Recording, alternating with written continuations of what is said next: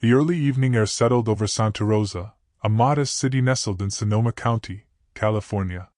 Dr. Evan Lom, a respected family physician with a clinic steadily building its patient base, glanced at his watch.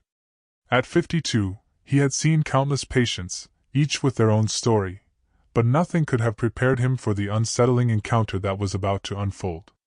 As he prepared to close for the day, his eyes landed on a pair in the waiting area, a stocky man in a blue polo shirt and a young girl in a red hoodie. Marco Hallen, a neighbor from just 3 houses down, stood up, extending his hand. "Dr. Lom, good to see you," Marco said with an unsettlingly tight smile. Dr. Lom's gaze shifted to the girl beside him. Lucia, a wisp of a child, no older than 14, kept her eyes fixed on the floor, her body language screaming a silent plea. She barely acknowledged Dr. Lom, a fleeting nod her only response. Back in his examination room, Dr. Lom settled behind his desk, a gnawing sense of unease creeping in. His nurse assistant, Rosa Delgado, entered, her movements usually brisk, now slow and deliberate as she sanitized the room. "Dr. Lom," Rosa began, her voice lowered, a whisper of concern. "There's something strange about that father and daughter out there." Dr. Lom looked up, his brow furrowed. "What do you mean?"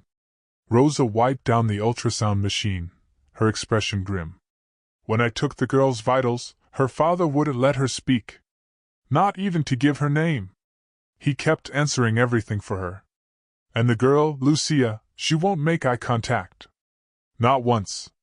Dr. Lom leaned back in his chair. "I know them, Rosa. Marco can be a bit authoritative."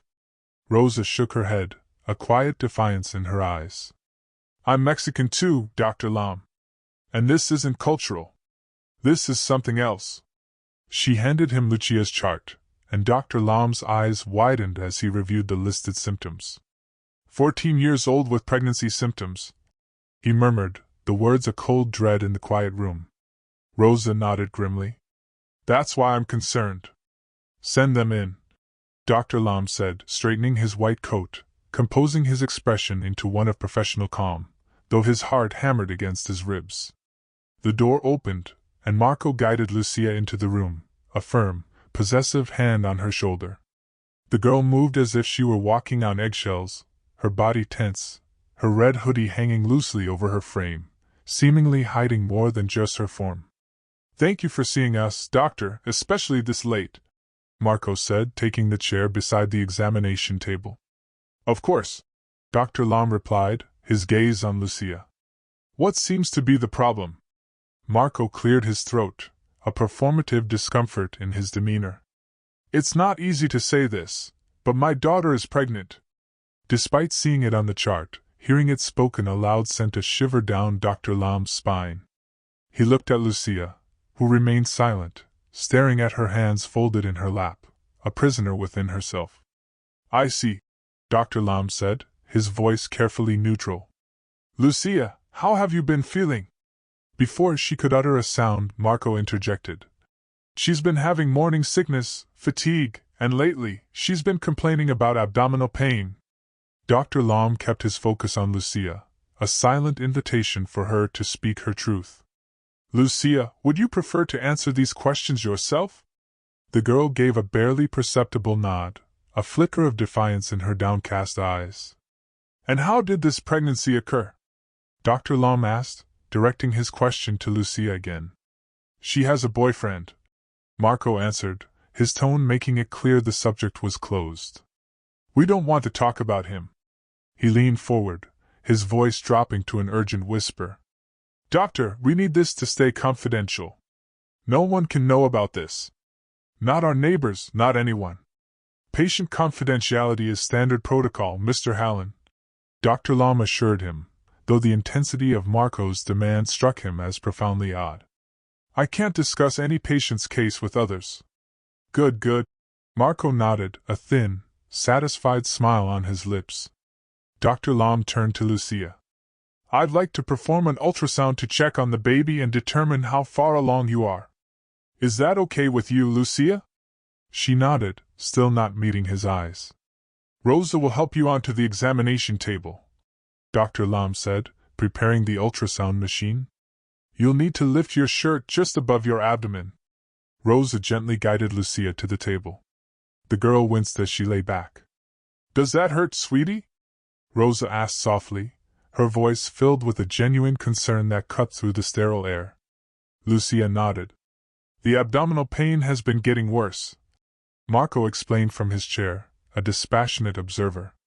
Dr. Lam applied the cold gel to Lucia's abdomen, noting how she flinched at his touch, a small tremor running through her young body.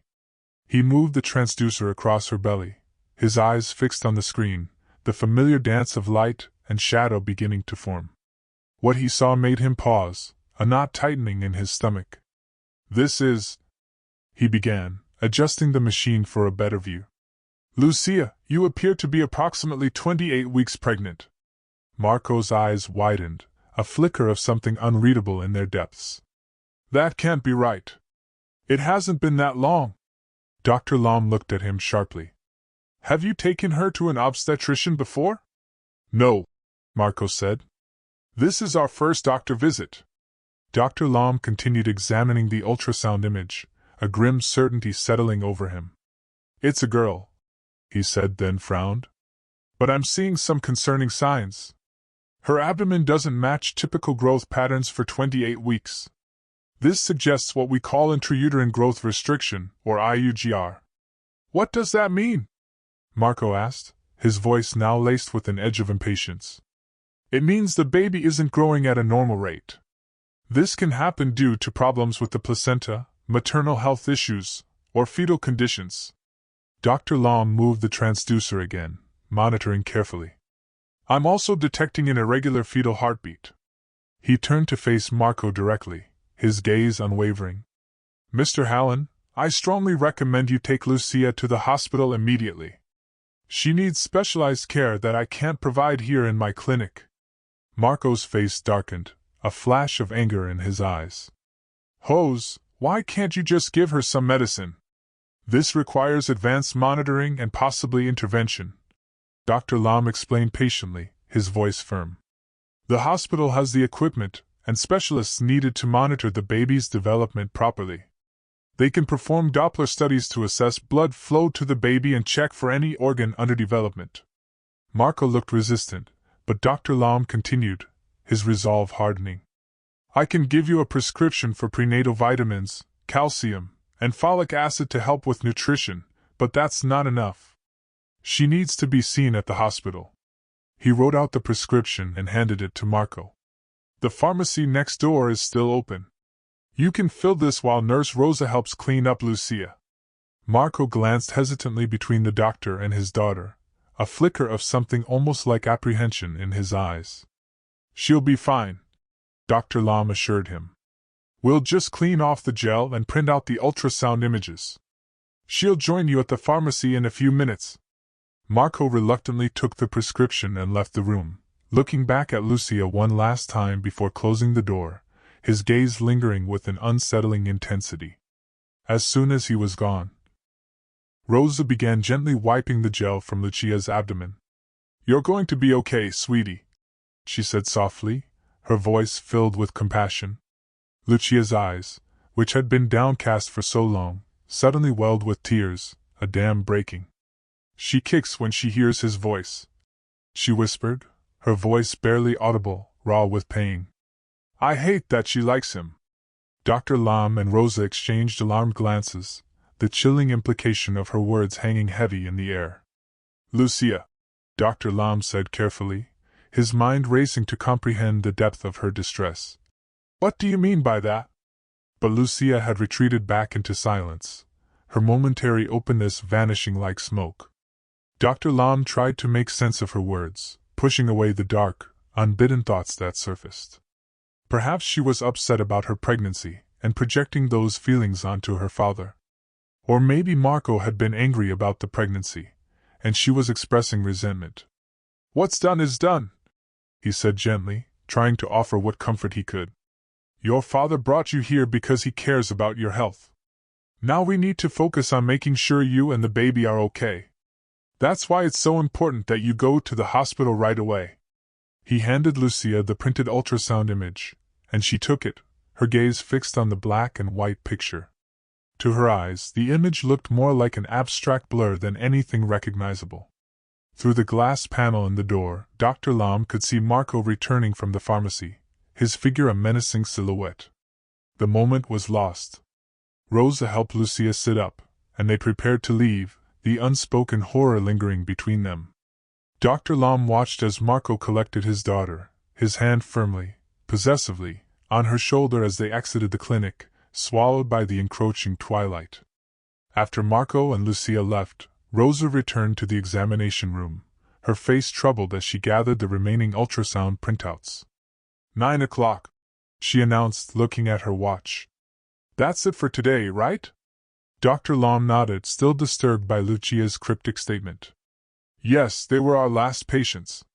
Rosa began shutting down the ultrasound machine, her movements brisk but her expression pensive. That was strange, don't you think? She finally asked, her voice hushed. The girl hiding her pregnancy for 28 weeks? And what she said when her father left the room. I know, Dr. Lam agreed, leaning against his desk. It was definitely unusual. What do you think she meant? Rosa pressed, her gaze searching his. About the baby kicking when she hears his voice, and her saying she hates that the baby likes him? Dr. Lam ran a hand through his hair, searching for a logical, professional explanation. I'm assuming she must have hidden the pregnancy from her father all this time.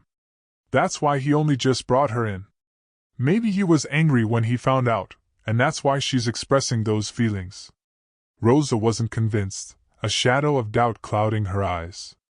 But she specifically said the baby kicks when she hears her father's voice, and she doesn't like that. Doesn't that seem odd to you? It could be teenage hormones colliding with pregnancy hormones, Dr. Lam suggested, though the explanation felt insufficient, even to him. Mood swings and emotional volatility are common in both. Rosa nodded slowly, though doubt lingered in her eyes. I hope they go to the hospital like you told them to. Me too, Dr. Lam said. That baby needs proper monitoring. They finished closing the clinic, turning off lights and locking cabinets. The other staff had already departed, leaving just the two of them to secure the building. They walked out together into the cool night air, the parking lot nearly empty, an unnatural stillness settling over the suburban landscape. Have a good night, Doctor, Rosa said, heading toward her car, her figure receding into the deepening gloom. You too, Rosa. See you tomorrow. Dr. Lam climbed into his sedan, the engine humming to life as he pulled out of the parking lot. His mind kept replaying the examination, searching for clues in the fragmented interaction between father and daughter. Something felt profoundly off, a discordant note in the seemingly ordinary evening, but he couldn't quite place it. As he turned into his neighborhood, the streetlights cast long shadows on the quiet suburban street.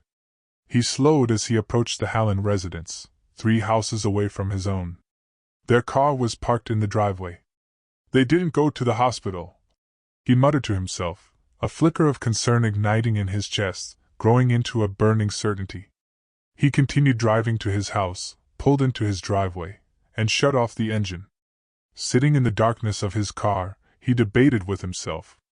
Maybe they didn't understand the seriousness of the situation, the irregular heartbeat, the growth restriction.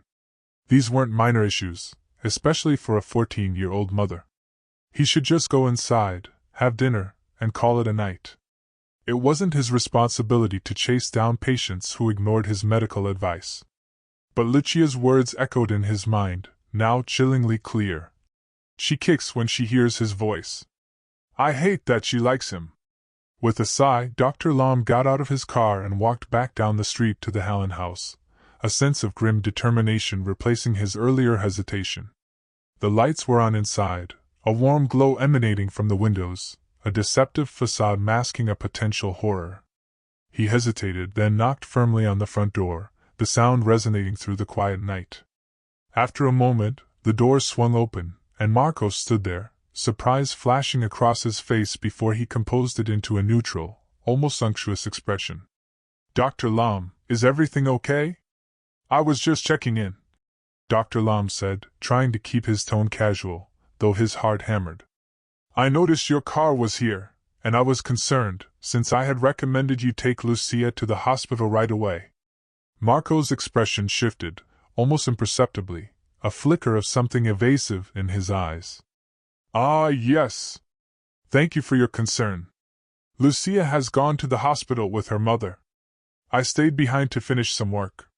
Dr. Lom blinked, caught off guard by this information. This was the first mention of Lucia's mother being in the picture. "I see," he said carefully. "That's good to hear. I was worried about the baby's condition." "Yes. Well, she's in good hands now," Marco said, his tone clipped, a thinly veiled dismissal. "Thank you for stopping by, Doctor, but it's getting late, and I have work to finish." "Of course." Dr. Lom nodded. "Sorry to disturb you. Good night, Mr. Hallen." "Good night." The door shut firmly behind him, leaving Dr. Lom standing on the porch with an annoying unease in his gut. As he made his way back home, Marco's explanation played over in his mind, the pieces of the puzzle refusing to fit. He could only hope it had been the truth. Inside his kitchen, Dr. Lom opened the refrigerator and stared at its contents, his appetite diminished by the nagging sense that something was profoundly wrong with the girl. He grabbed leftovers from the previous night's dinner, chicken pasta, and placed it in the microwave. As he waited for his food to heat, Rosa's concerns echoed in his mind, the way Marco had controlled the conversation, answering questions meant for Lucia, the girl's reluctance to make eye contact, her cryptic comment about the baby. And now, Marco's claim that Lucia had gone to the hospital with her mother. The microwave beeped, but Dr. Lom barely noticed. A realization struck him, a cold, hard truth that chilled him to the bone.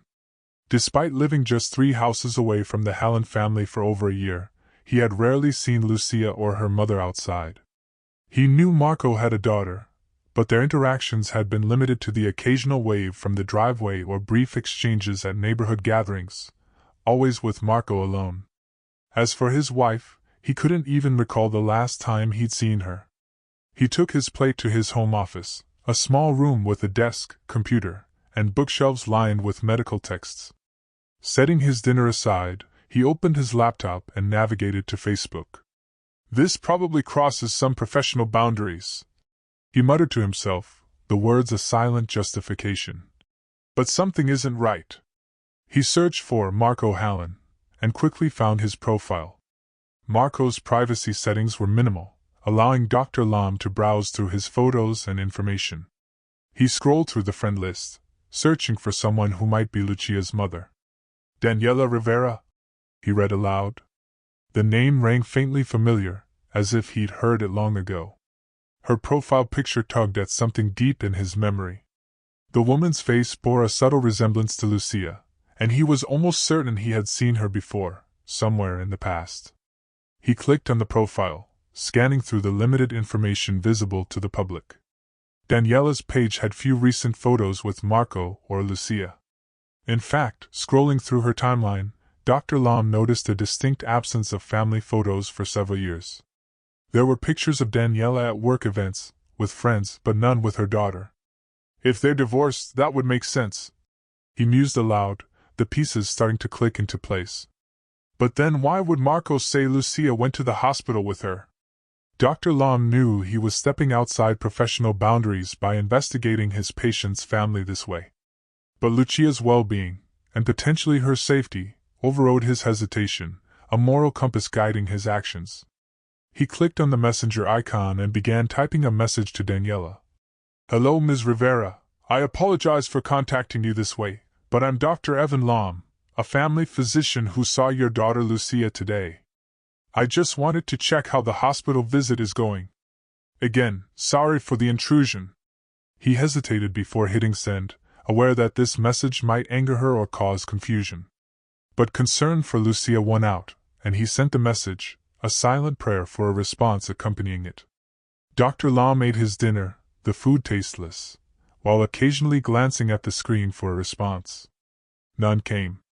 He cleaned his plate, changed into more comfortable clothes, and prepared for bed, checking his phone one last time before turning in. As he lay in bed, staring at the ceiling, his phone chimed with a notification. He grabbed it quickly, seeing a message from Daniela Rivera. "What hospital visit? Is something wrong with Lucia?" Before he could type a response, his phone began ringing. A Facebook call from Daniela. He sat up in bed, his heart pounding. "Hello, Dr. Lam speaking. Doctor, what's going on?" Daniela's voice was tense with worry, laced with an underlying fear. "What do you mean about a hospital visit? I'm not at any hospital with Lucia." Dr. Lam's stomach sank, the pieces of the horrifying puzzle finally, brutally, falling into place. "Ms. Rivera, I saw your daughter at my clinic this evening. She was brought in by her father, Marco. She's pregnant, approximately 28 weeks along." There was a sharp intake of breath on the other end of the line, a strangled gasp. "That's impossible," Daniela whispered, her voice a raw wound. "I haven't seen Lucia in almost 3 years. Marco and I have been divorced for 10 years. He has full custody, and I'm not allowed near her. There's a restraining order." Dr. Lam closed his eyes, the full, sickening truth washing over him. "Ms. Rivera, I need to explain the situation clearly. Lucia came to my clinic with Marco this evening. She's in the 3rd trimester of pregnancy with intrauterine growth restriction, which means the fetus isn't growing at a normal rate. This can happen due to problems with the placenta, maternal health issues, or fetal conditions." He paused to take a breath, the words tasting like ash in his mouth. "I also detected an irregular fetal heartbeat. I advised them to go to the hospital immediately so specialists could perform Doppler studies and assess the baby's development. If there's organ underdevelopment, especially in the lungs and brain, there are treatments that could help before it's too late." Daniela was silent for a long moment, a profound grief emanating through the phone line, before responding. "Oh my God!" she finally said, her voice breaking, fractured by unspeakable pain. "My baby. She's only 14. How could this happen? Who did this to her?" "Marco said she has a boyfriend," Dr. Lam replied, though he was now questioning everything Marco had told him, every word a calculated lie. "I don't know what to do," Daniela said, sounding overwhelmed, teetering on the edge of despair. "I want to see her right now, but I'm not allowed anywhere near her. The restraining order." She broke off, a choked sob escaping her lips. "Please, doctor, make sure she's okay. If she's not, call the police. I don't care if Marco reports me for violating the order. This is my daughter we're talking about." "I understand," Dr. Lam assured her, his voice imbued with a newfound urgency. "But we need to be careful. Lucia is in a delicate condition, and we don't want to trigger premature labor by causing her additional stress." "You're right," Daniela agreed reluctantly, her voice heavy with the terrible weight of her powerlessness. "What will you do?" "I'll check on her again," Dr. Lam promised, his resolve firm. "And I'll keep you updated. For now, it's probably best if you stay where you are." After ending the call, Dr. Lam accessed his clinic's electronic medical records from his laptop, the glowing screen illuminating the grim reality of the situation. He pulled up the ultrasound images from Lucia's examination, studying them carefully. The images confirmed his initial assessment: restricted growth, potentially compromised placental function, and concerning indications of decreased blood flow to the fetus. This meant less oxygen and fewer nutrients were reaching the baby, a situation that could rapidly deteriorate. The clock on his bedside table read 10:15 p.m. It was late for house calls, but the man had clearly lied to him, while his daughter needed immediate medical attention. Dr. Lam decided this couldn't wait until morning. By then, the man might be at work or come up with another excuse, further endangering Lucia and her unborn child. Dr. Lam quickly changed back into street clothes and headed out of his house, driven by a powerful sense of purpose and a growing dread. The night had grown cooler, a light fog beginning to settle over the suburban neighborhood, muffling the sounds of the world, creating an eerie silence. The Hallen house stood silhouetted against the night sky, its windows still illuminated, a beacon of hidden misery. He approached the front door with determination, rehearsing what he would say when Marco answered. He would confront him about his lie, insist that Lucia receive immediate medical care, and demand transparency. But when the door opened, it wasn't Marco who stood in the doorway. It was Lucia. Her eyes widened slightly at the sight of him, a mixture of fear and a flicker of desperate hope in their depths. "Dr. Lam," she whispered, glancing nervously over her shoulder, as if afraid of being overheard. "Lucia," he said gently, his voice low, filled with a profound empathy. "Did you go to the hospital?" She shook her head, her fingers fidgeting nervously with the hem of her hoodie, a gesture of profound distress. "Lucia, I need you to tell me the truth," Dr. Lam said, keeping his voice low, urgent. "What's happening here? Why did you hide your pregnancy for so long?" Lucia opened her mouth to speak, a silent plea forming on her lips. But before she could say anything, Marco's voice boomed from inside the house, shattering the fragile moment. "Who is it, Lucia? Is that the delivery guy? What's taking so long?" Fear flashed across Lucia's face, a raw, naked terror. "Please go," she whispered, already beginning to close the door, a desperate urgency in her plea. "Please." Dr. Lam put his hand on the door, stopping it from closing completely, a silent battle of wills. "Lucia, I can help you. Let me help you."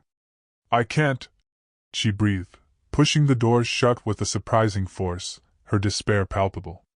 Dr. Lam stood on the porch, torn. Technically, he had done his duty. He'd informed Marco of the risks, and urged him to seek hospital care. He couldn't force them to follow his advice. But something about that house felt off, deeply wrong, and he couldn't bring himself to walk away. He had made a promise to Daniela, and that promise still held weight, a moral imperative that transcended professional boundaries. As he turned to leave, the front door swung open again, this time with a swift, decisive movement. Marco stood in the doorway, his expression dark with annoyance, a barely suppressed rage simmering beneath the surface. "Dr. Lam," he said, his voice tight, laced with thinly veiled menace, "why do you keep coming to my house? It's late in the evening." "Mr. Hallen," Dr. Lam began, struggling to keep his tone professional, his voice steady despite the adrenaline coursing through him. "I'm concerned about Lucia's condition. You told me she had gone to the hospital with her mother, but I've just learned that's not true." Marco's jaw tightened, his eyes narrowing to angry slits. "You've been checking up on me? Who I take my daughter to see is none of your business. As her physician, her health is my business," Dr. Lam countered, his voice firm, resolute. "The baby's condition is serious. Delaying treatment could lead to complications, or worse." Marco glared at him, about to respond, when a light came on in the neighbor's house next door. A curtain twitched, someone clearly watching the late-night confrontation unfolding on the porch, an unspoken witness to the simmering tension. Marco's demeanor shifted abruptly, a forced, placating smile replacing his anger. "Perhaps we should continue this conversation inside," he suggested, his voice suddenly conciliatory, laced with a false charm. "No need to disturb the whole neighborhood." Dr. Lam hesitated, then nodded, a strategic concession. Marco stepped back, allowing him to enter the house, the air thick with unspoken threats. The living room was sparsely decorated, a worn couch, a coffee table, and a television mounted on the wall, stark and unwelcoming. Lucia sat on the edge of the couch, her hands folded in her lap, eyes fixed on the floor, a statue of quiet suffering. "Lucia," Dr. Lam said gently, his voice a soft balm in the tense atmosphere. "How are you feeling?" Marco interrupted before she could answer, his control unwavering. "She's fine, just tired." "Pregnant women get tired, right, doctor?" Dr. Lam turned to face Marco directly, his gaze piercing. "Mr. Hallen, you need to understand the seriousness of the situation. The ultrasound showed intrauterine growth restriction and an irregular fetal heartbeat. These conditions require immediate medical attention. And we'll get that attention," Marco replied, his tone placating but his eyes cold, devoid of warmth. "First thing tomorrow morning." "Why wait?" Dr. Lam pressed, his patience wearing thin. "Why not tonight?" "Because it's late," Marco said, gesturing at the clock on the wall, a forced exasperation in his voice. Lucia needs rest. She's exhausted, and dragging her to an emergency room where we'll sit for hours isn't what she needs right now. The baby could be in distress, Dr. Lom argued, his voice rising, imbued with a desperate urgency. Every hour counts in a situation like this. Marco's expression hardened, a chilling callousness in his eyes. The baby won't die overnight. Dr. Lom flinched at the brutality of the statement, a raw shock coursing through him. Before he could respond, the doorbell rang, a jarring sound in the tense silence. Marco's shoulders relaxed slightly, a fleeting look of relief on his face. That'll be the delivery. I ordered dinner for us. He turned to Lucia, a theatrical show of paternal concern. Wait here with the doctor. I'll get the food. As Marco walked to the door, a heavy sense of dread settling over him, Dr. Lom took the opportunity to move closer to Lucia. Are you okay? He asked softly, his voice barely a whisper. Is there something you want to tell me?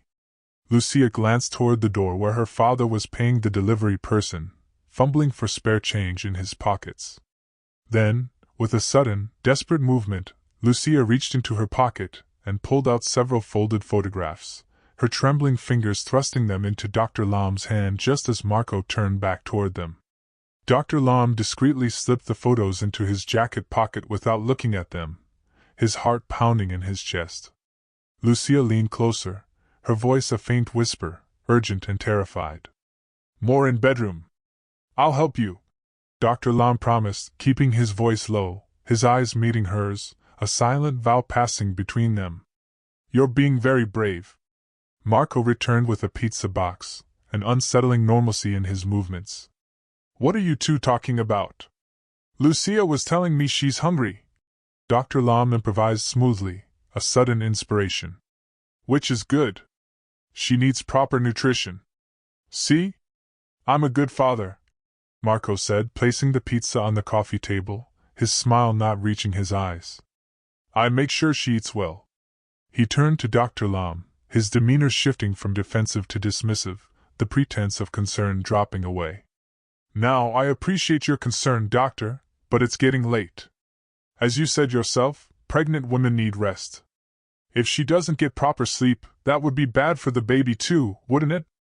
Dr. Lom recognized the dismissal, the subtle, chilling command to leave. Yes, rest is important, he conceded, seeing no way to push further without escalating the situation, risking Lucia's immediate safety. But so is medical care. And she'll get it, first thing tomorrow morning, Marco insisted, his voice laced with a false promise. I promise.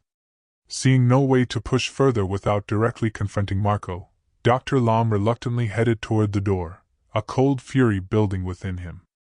I'll check in tomorrow to see how the hospital visit went, he said, a clear message that he wouldn't let this drop, that his promise was not an empty one. Of course, Marco replied, his smile not reaching his eyes. Good night, doctor. As Dr. Lom left, he glanced back through the window and saw Marco and Lucia sitting at the table, the pizza box open between them.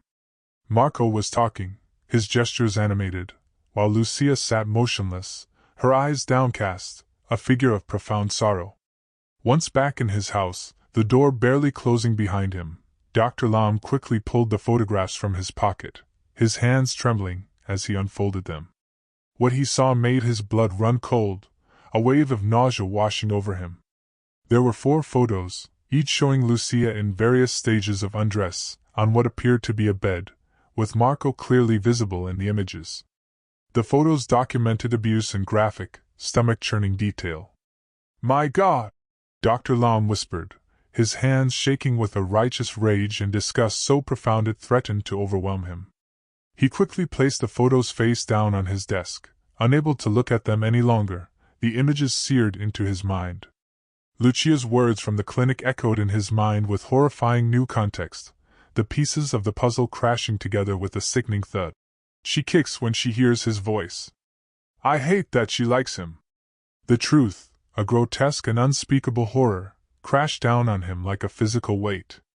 Marco wasn't just Lucia's father. He was the father of her baby. There was no boyfriend. There was only a predator and his victim, living just 3 houses away, hidden in plain sight. Dr. Lam reached for his phone, his fingers surprisingly steady despite the turmoil inside him, and dialed 911. "Emergency services," came the dispatcher's voice. "What's your emergency?"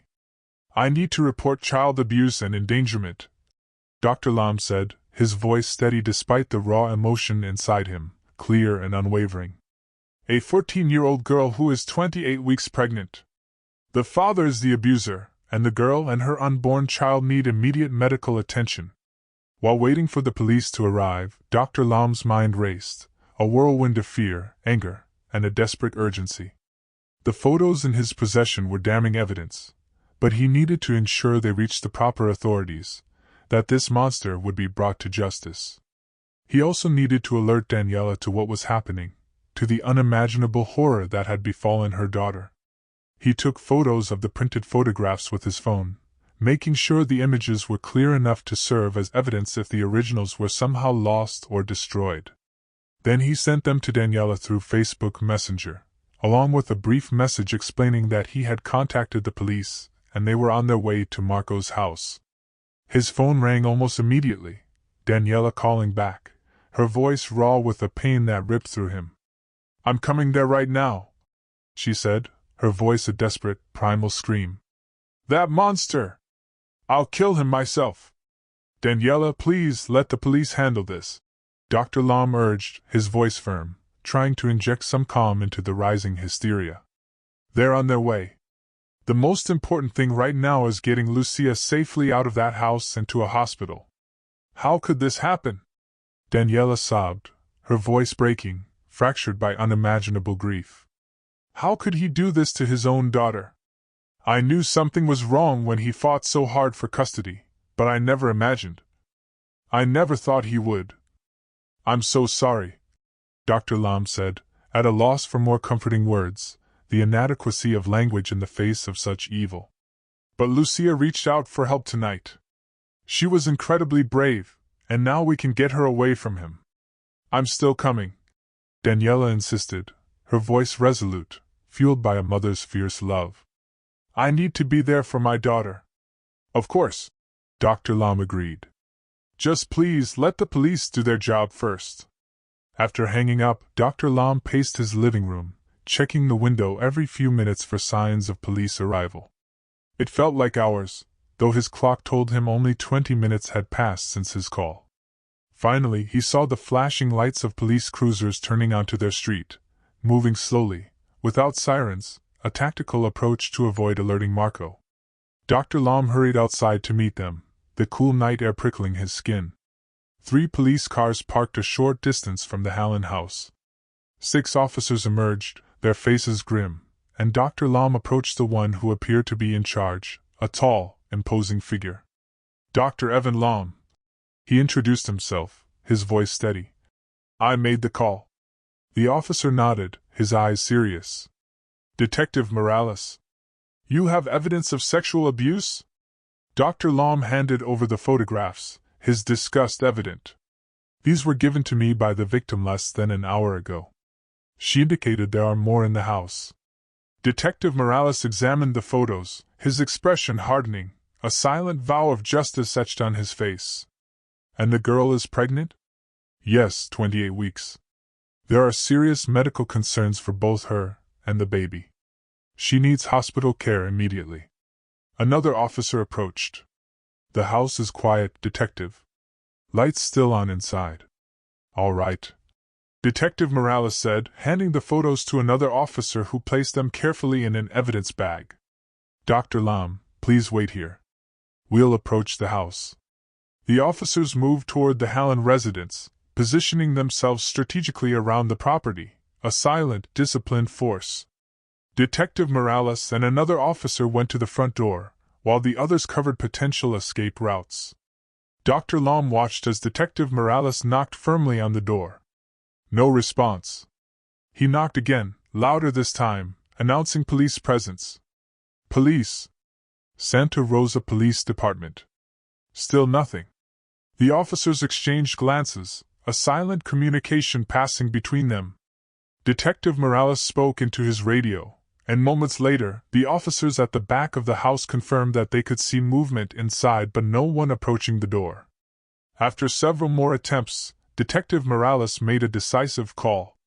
"We're going in," he announced to his team, his voice cutting through the stillness.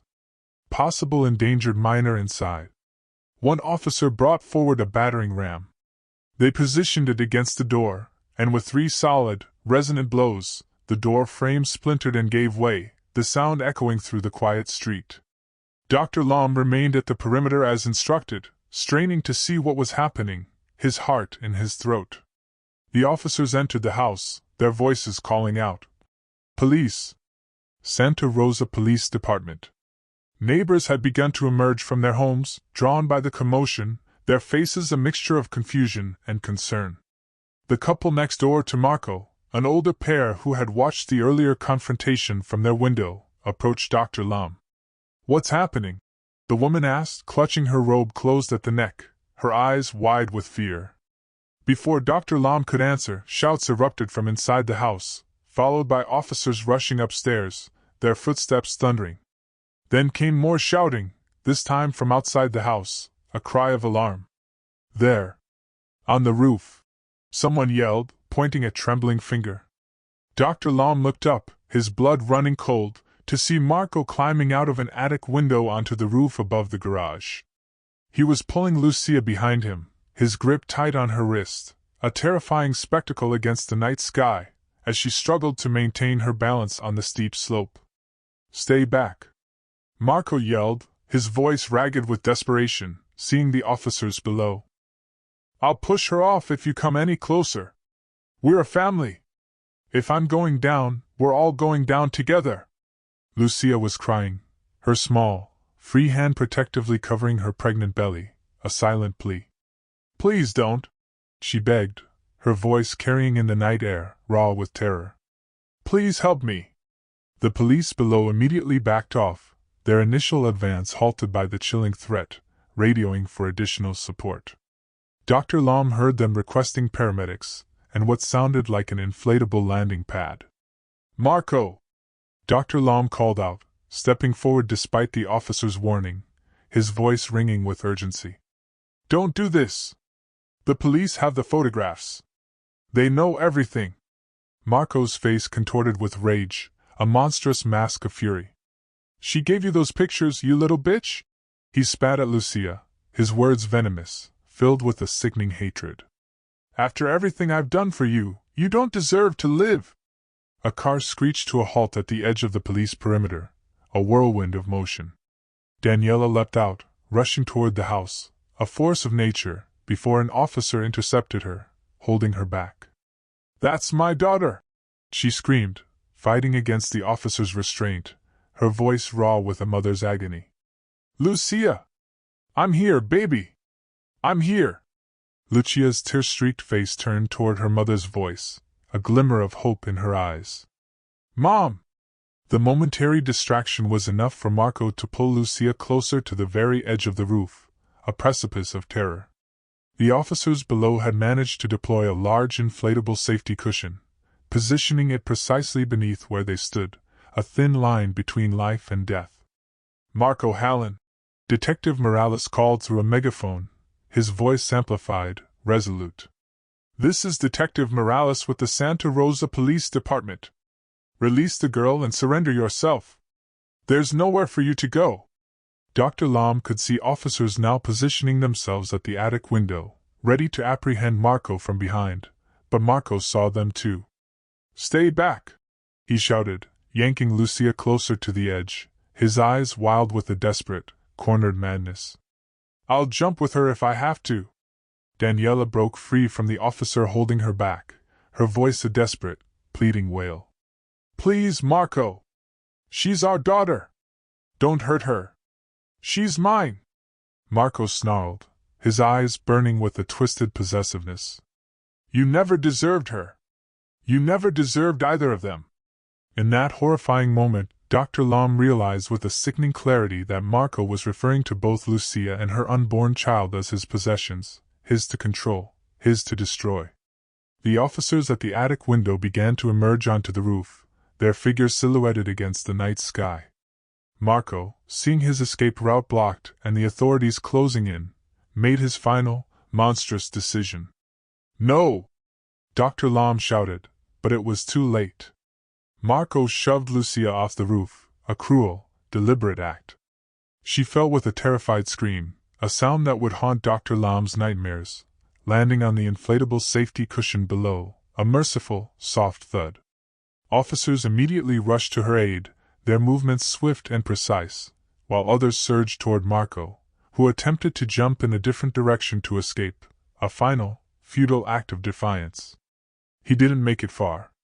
2 officers tackled him mid-leap, bringing him down onto the roof surface with enough force to knock the wind from him, a satisfying thud of justice. They quickly handcuffed him and began the process of bringing him down safely, though with considerably less gentleness than they had shown Lucia. Dr. Lom rushed to where Lucia lay on the safety cushion, paramedics already checking her vital signs, their faces grim. "I'm her doctor," he explained, kneeling beside her, his voice choked with emotion. "Lucia, can you hear me?" Her eyes fluttered open, tears streaming down her face, a silent river of pain and relief. "The baby," she whispered, her voice fragile, barely audible. "Is the baby okay?" Dr. Lom placed a gentle, reassuring hand on her abdomen, feeling for movement, a surge of hope rising within him. "Let's get you to the hospital to make sure, but I think she's going to be just fine. You were very brave, Lucia. Very brave." The night air filled with the flashing lights of police cars and ambulances, a chaotic ballet of justice unfolding. Officers led a handcuffed Marco toward a waiting cruiser, his face contorted with rage, still defiant, still unrepentant. As they passed Daniela, who stood anxiously watching the paramedics tend to Lucia, Marco spat in her direction, a final, venomous act. "This is your fault," he snarled, his voice guttural. "You were never a real mother to her." Daniela lunged forward, her composure shattering, the dam of her emotions finally breaking. "You monster! What you did to our daughter, you're not human!" An officer stepped between them, guiding Daniela back while his colleagues pushed Marco toward the police car, his reign of terror coming to an end. "He should rot in prison forever!" Daniela sobbed as Dr. Lom approached her, his heart aching for her pain. "I always knew something was wrong with him, but this... You couldn't have known," Dr. Lom said gently, his voice filled with empathy. "Predators like Marco are experts at hiding their true nature." The paramedics had stabilized Lucia on a stretcher and were preparing to load her into the ambulance, their movements swift and efficient. Dr. Lom guided Daniela toward them. "She needs you now," he said, his voice firm, a directive to focus on healing. "Focus on Lucia, not him." Daniela nodded, wiping tears from her face as she approached the stretcher, her gaze fixed on her daughter. When Lucia saw her mother, her eyes filled with fresh tears, a deep well of emotion finally released. "Mom," she whispered, reaching out a trembling hand, a fragile bridge between years of separation. "I miss you." Daniela took her daughter's hand, kissing it as tears streamed down her face, a silent promise of unconditional love. "I miss you too, baby. So much. I'm here now, and I'm never leaving you again." Dr. Lom approached the lead paramedic. "I'm her physician. I'd like to accompany you to the hospital if that's all right." The paramedic nodded. "We could use your input on her condition, doctor." As they loaded Lucia into the ambulance, Detective Morales approached Dr. Lom. "Doctor, we'll need to speak with you at the hospital. And you too, ma'am," he added to Daniela. "But for now, go with your daughter. We'll meet you there." Daniela climbed into the ambulance alongside Lucia, never letting go of her daughter's hand, a lifeline in the storm. Dr. Lom followed, sitting opposite them as the paramedics continued monitoring Lucia's vital signs. In the ambulance, Dr. Lom used his stethoscope to listen to the baby's heartbeat. "The heartbeat is still irregular, but it's strong," he told Lucia, a cautious optimism in his voice. "The fall doesn't seem to have caused any immediate trauma, but the hospital will do a more thorough examination." The ambulance sped through the quiet streets of Santa Rosa, siren wailing, a mournful cry in the night, a harbinger of hope. Dr. Lom watched as Daniela stroked Lucia's hair, whispering reassurances, a mother's love slowly mending a broken spirit. Despite the years of separation, their bond remained, a testament to the resilience of family ties in the face of monstrous interference. They arrived at the hospital, where an obstetric emergency team was waiting, a flurry of activity, prepared for the delicate situation. Dr. Lom briefly explained the situation to the attending physician, Dr. Elena Vasquez, a specialist in high-risk pregnancies. 28 weeks with IUGR and fetal arrhythmia. He summarized as they wheeled Lucia into an examination room, a concise, urgent report. Also potential trauma from a fall, though she landed on an inflatable safety cushion. Dr. Vasquez nodded, her expression serious. "We'll take it from here, Dr. Lom. Thank you for your quick action tonight." As the medical team began their work, Dr. Lom joined Daniela in the waiting area, a shared silence of anxious anticipation. Detective Morales arrived shortly after, accompanied by another officer and a woman who introduced herself as Rebecca Miller from Child Protective Services. "We need to understand exactly what happened tonight," Detective Morales began, his voice calm, methodical. "Dr. Lom, please start from the beginning." Dr. Lom recounted the events of the evening, from Lucia's visit to his clinic to his growing concerns and eventual discovery of the horrifying truth through the photographs. "Marco claimed the baby's father was a boyfriend," he explained, his voice laced with the lingering disgust. "But Lucia's comment at the clinic about the baby kicking when she heard his voice takes on a horrifying new meaning now." Detective Morales nodded grimly, his face etched with a grim determination. "We found a hidden room in the basement, just as you suspected from what Lucia told you. It appears to be where much of the abuse took place. There were cameras, recording equipment, and other items." Daniela covered her mouth, stifling a sob, the weight of the revelation almost unbearable. "His bedroom contained hundreds of photographs of Lucia," the detective continued, his voice heavy with the enormity of the discovery. "Some dating back several years. This has been ongoing for a long time." "How could this happen?" Daniela asked, her voice breaking, fractured by despair. "How could no one notice? Predators like Marco are skilled at isolation and manipulation," Ms. Miller from CPS explained, her voice somber. "They gradually sever their victims' ties to support systems, friends, family, even school. We'll have a clearer picture once Lucia is able to share her statement." Detective Morales turned to Daniela. "Miss Rivera, we need to understand how Marco gained custody of Lucia. It might help us build a stronger case against him." Daniela wiped her eyes, her expression pained, the ghosts of her past rising to haunt her. "I'm not proud of what happened. After Marco and I divorced 10 years ago, I was a single mom, working nights at a casino. We were struggling financially." She drew in a steadying breath before continuing, her voice laced with regret. "I started attending underground poker games, thinking I could stretch my paychecks and give Lucia a better life, but it quickly spiraled into an addiction. One night, the house was raided. And that's when the police found out I'd left Lucia, just 7 years old at the time, home alone." Tears streamed down her face, a testament to her regret. "Marco seized the opportunity. He portrayed himself as the stable, responsible parent. The court gave him custody, and I was only allowed supervised visitation. Then he moved to Santa Rosa and got a restraining order, claiming I was unstable and a bad influence on Lucia. He systematically isolated her." Ms. Miller nodded, a knowing sadness in her eyes. "It's a common tactic.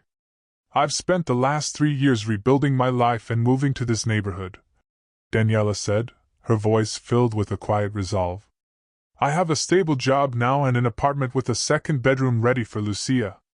I've been saving every penny I could to fight for custody again, but Marco shut down every attempt I made to reach her." Dr. Vasquez emerged from the examination room before anyone could respond, her face serious but with a hint of relief. They all turned to her expectantly. "Lucia is stable," she reported, the words a collective sigh of relief. The baby's heartbeat remains irregular, but we've started her on medication to help with that. We've also begun steroid injections to accelerate fetal lung maturity, which is crucial in cases of IUGR. She's severely malnourished and showing signs of long-term stress and trauma, but physically she should recover. And the baby? Daniela asked, her voice trembling with hope and fear. We're monitoring the situation closely, Dr. Vasquez said, a cautious optimism in her tone. The next 48 hours will be critical. The fall doesn't appear to have caused any placental abruption, which is good news, but the pre-existing conditions, the growth restriction and heart irregularities, remain concerning. Can we see her? Dr. Lam asked, his voice soft. Dr. Vasquez nodded. She's asking for her mother. And you too, Dr. Lam. She says you saved her life. The hospital room was dimly lit, the steady beeping of monitors creating a rhythmic, comforting backdrop. Lucia lay propped up on pillows, an IV in her arm and fetal monitors strapped across her swollen abdomen. Despite everything she had endured, there was something different about her now, a spark in her eyes that hadn't been there before, a lightness that spoke of a burden lifted. The weight of her unspeakable secret had been finally, mercifully, lifted. Daniela approached her daughter's bedside, her steps tentative, as if afraid Lucia might disappear, a ghost in the flickering shadows. Lucia, she whispered gently, taking her daughter's hand, her voice thick with emotion. My brave, beautiful girl. Lucia's eyes welled with tears, a fresh torrent, but these were tears of relief, of reunion. Mom, she said, her voice stronger than it had been earlier, a fragile whisper of hope. You came back for me. I never stopped trying to come back, Daniela assured her, perching carefully on the edge of the bed, her hand stroking Lucia's hair. Your father, he made it impossible. But that's over now. He can never hurt you again. Dr. Lam stood respectfully at the foot of the bed, giving mother and daughter space for their long-awaited reunion, a sacred moment. Detective Morales and Ms. Miller from CPS waited near the door, understanding the delicacy of the moment, their presence a silent testament to the beginning of justice. After a few minutes, Lucia looked up at Dr. Lam, her gaze filled with a profound gratitude. Thank you, she said simply, her voice clear, resolute. For believing me. For helping us. You're the brave one, Lucia. Dr. Lam replied, his voice soft, filled with admiration. You found the courage to reach out for help, and that's what saved you and your baby. Detective Morales stepped forward, his expression solemn but kind. Lucia, I know this is difficult, but we need to ask you some questions to help build our case against your father. Would that be okay? Lucia glanced at her mother, who squeezed her hand reassuringly, a silent promise of unwavering support. It's your choice, sweetheart. Whatever you decide, I'm right here with you. Lucia nodded slowly, a deep breath filling her lungs, a newfound strength settling within her. I want to tell the truth.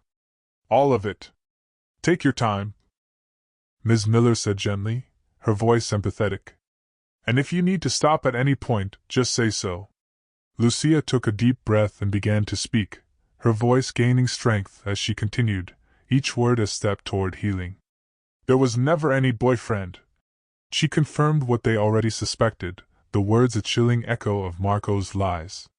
My father, he's the father of my baby too. She described how Marco had begun abusing her shortly after gaining full custody, the systematic cruelty, the calculated isolation. He pulled me out of school, saying he would homeschool me, but there were never any real lessons, just enough so I could answer basic questions if anyone asked. The abuse had escalated over the years. Whenever anyone came to the house, he would lock me in the basement. There's a hidden room there that he built. That's where most of it happened. Dr. Lam thought of the evidence the police had found in that basement room, and felt a fresh wave of nausea, the depths of Marco's depravity laid bare. When I got pregnant, Lucia continued, her voice trembling but firm. He was angry at first. He talked about forcing me to have an abortion, but then he changed his mind. He became protective of the baby. He said it was ours. She shuddered at the memory, a visceral recall. The baby started kicking a few months ago. I noticed she would kick whenever she heard his voice. It made me sick. I hated that she responded to him. Lucia placed a protective hand over her belly, a defiant act of maternal love. But it's not her fault. She's innocent in all this. Of course she is, Daniela assured her, her voice raw with love. I started feeling really sick about 2 weeks ago, Lucia explained, her voice gaining strength as she recounted the ordeal. Bad stomach pains and dizziness. At first he ignored it, but when I could barely get out of bed, he finally decided to take me to a doctor. That's when we went to Dr. Lam's clinic. Detective Morales nodded, taking meticulous notes, each word a nail in Marco's coffin. The photographs you gave to Dr. Lam. How did you manage to get those? My father. He took pictures all the time, she said softly, her voice flat, devoid of emotion. He kept them in a box in his closet. I snuck some out while he was in the shower this evening, before we left for the clinic, knowing he would be out of the house to take us there. It's been a really long time since he let me go outside. I didn't know what to do with the pictures, whom to trust, but when Dr. Lam came to our house, I thought maybe he could help. You did exactly the right thing, Dr. Lam assured her, his heart swelling with pride for her incredible courage. Dr. Vasquez returned to check on Lucia and evaluate the fetal monitoring strips, her face thoughtful. The medication seems to be helping with the heart irregularities, she reported, a note of triumph in her voice. And your own vital signs are stabilizing, Lucia. That's excellent news. What happens now? Lucia asked, looking between the adults in the room, her gaze uncertain, yet filled with a burgeoning hope. Ms. Miller stepped forward, her voice gentle, compassionate. You'll stay in the hospital until you're medically cleared to leave. After that, we'll need to determine the best living situation for you and your baby. She's coming home with me, Daniela said firmly, her voice resolute, unwavering. I've prepared for this for years. I have a room for her, savings for her care, everything. Miss Miller nodded, a reassuring smile on her face. Given the circumstances, that seems like the most appropriate placement. We'll need to conduct a home evaluation, but as long as everything checks out, I don't foresee any issues with Lucia being placed in your care. And what about my father? Lucia asked hesitantly, a flicker of fear still in her eyes. He's in custody, Detective Morales assured her, his voice firm, unwavering. Given the evidence we've already collected, the photographs, the hidden room, your testimony, he'll be facing multiple felony charges: child abuse, sexual assault, incest, child endangerment, and more. He won't be getting out of prison for a very, very long time. Lucia nodded, a complex mix of emotions crossing her face: relief, sadness, and something like a quiet, profound closure. What about the baby? She asked, turning to Dr. Vasquez, her voice filled with a desperate hope. Will she be okay? We're doing everything we can, Dr. Vasquez promised, her voice kind. The next few weeks will be crucial. We'll continue the steroid injections to help her lungs develop, monitor her heart closely, and focus on improving your nutrition to give her the best chance possible. I want to keep her, Lucia said quietly, surprising everyone in the room, a powerful declaration of love. I know I'm young, but she's not responsible for how she came into this world. I don't want her to suffer for what he did. Daniela squeezed her daughter's hand, her eyes welling with fresh tears of pride and fierce love. We'll raise her together, she promised, her voice choked with emotion. You, me, and your daughter. She'll be loved and protected always. As the night deepened, Detective Morales and Ms. Miller departed, promising to return the following day. Dr. Vasquez completed her examination and left to check on other patients. Daniela settled into the chair beside Lucia's bed, unwilling to leave her daughter's side even for a moment, her presence a silent vigil. Dr. Lam prepared to leave as well, his professional duties fulfilled, but his heart still heavy with the weight of everything he had witnessed, and yet filled with a quiet triumph. Dr. Lam, Lucia called as he reached the door, her voice a soft, grateful whisper. Thank you for listening. foreseeing that something was wrong. He turned back to her, struck by the profound resilience in her young face, a flicker of light in the darkness. "I'm just glad I could help." "You did more than help," Daniela said, her voice raw with gratitude, her eyes meeting his. "You saved them both when everyone else looked away." As Dr. Lom drove home in the early hours of the morning, the streets of Santa Rosa quiet and empty, he reflected on the tumultuous events of the night. His decision to follow his instincts, to push past professional boundaries when a child's welfare was at stake, had made all the difference, a testament to the power of human decency. The neighborhood was silent when he returned, a stark contrast to the chaotic scene just hours before. The Hallen house, now a crime scene, yellow police tape marking its grim boundaries, stood as a stark reminder of the horror that had been hidden within its walls. Neighbors would wake to a changed street, a community forced to reckon with the unspeakable evil that had existed in their midst, unnoticed for years. Dr. Lom entered his home, exhausted but at peace with the choices he had made, a quiet satisfaction settling over him. In the medical profession, the mandate was clear: first, do no harm. But sometimes, doing good required more than just avoiding harm. It required action, courage, and the willingness to see what others missed, to listen to the silent cries for help. As he finally lay down to rest, sleep finally claiming him, Dr. Lom thought of Lucia and her unborn daughter, both victims of unspeakable cruelty, both now with a chance at a new beginning. Their road to healing would be long and difficult, but they would not walk it alone. Sometimes, he reflected, the most important diagnosis was the one that went beyond medical symptoms, the one that recognized the human suffering beneath the surface, the silent cries for help that came in the form of averted eyes, cryptic words, and brave acts of desperate trust. In the end, it wasn't just medical knowledge that saved lives. It was compassion, attention, and the courage to act when others turned away. Video Deep Research Canvas.